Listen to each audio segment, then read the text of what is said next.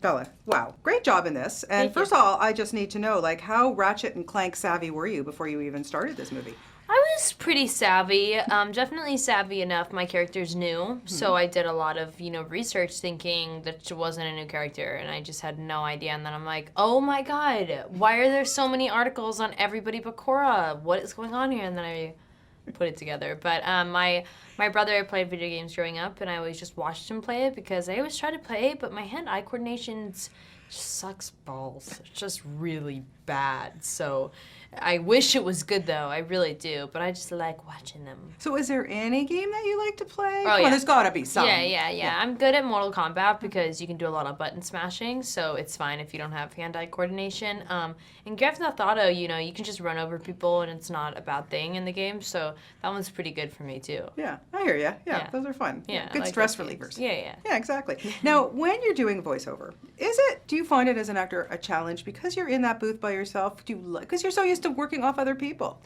Yes, it's a challenge and not because there's good and bad definitely about it. It's a challenge because you don't even have another voice in there. So you literally you're just staring at a character, imagining their voice, saying, I wonder what it would sound like when they come in here and do it. But really, there's just nothing coming out of it. It's just an animated character moving. So that's a little difficult, but luckily, whatever, you just focus on your own voice and, what the director wants. But the good thing about it is you get a lot of one-on-one time with the director, and usually you have so many other actors, and no offense to other actors, love other actors, but I'm just too lazy to talk all the time. I'm just chilling here right now, and I could be sleeping and also texting at the same time. But if you're talking to me, I can't do both. So you can totally multitask doing this job. Yeah, totally. Yeah, it's so easy. So it's better.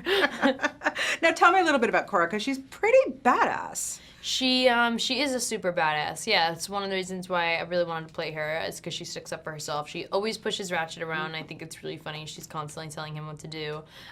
She is not afraid to stick up for what's right, and I think she's definitely the voice of reason, and that she's the audience voice in the movie. She always has oh, come on, guys. Is this a good idea, really? And she definitely has a lot of attitude.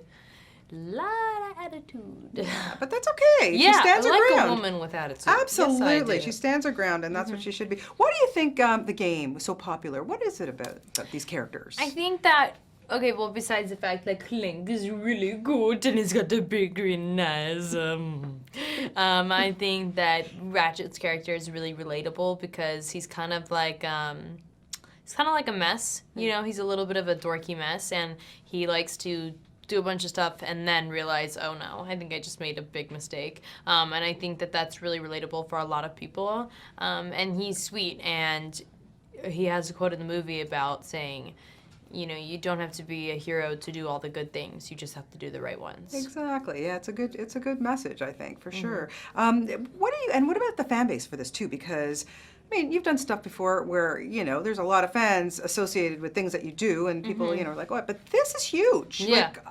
Is there a pressure or anything when you do these types of things? It would have been more pressure if I had been stepping into a character that was already, made, because then I just would be, it's a different story. But luckily, this character is new to the game and new to the series, so it was a little bit better. But also, you're coming in and working with these amazing voice actors that are so good and been doing this so long, and you're just like, holy shit, I really need to stand my ground here because these people are so good. But you know what? It's great. It just makes you want to be better at your job. Yeah. Who is a mentor for you in this business that you kind of strive that you want to be like? I don't really strive to have anybody's career because ultimately I want my career to be as different as it can as possible.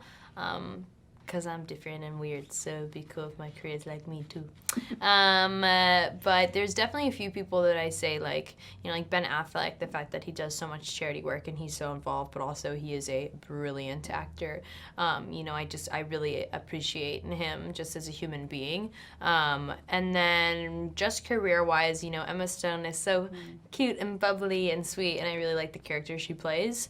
And then who else is good?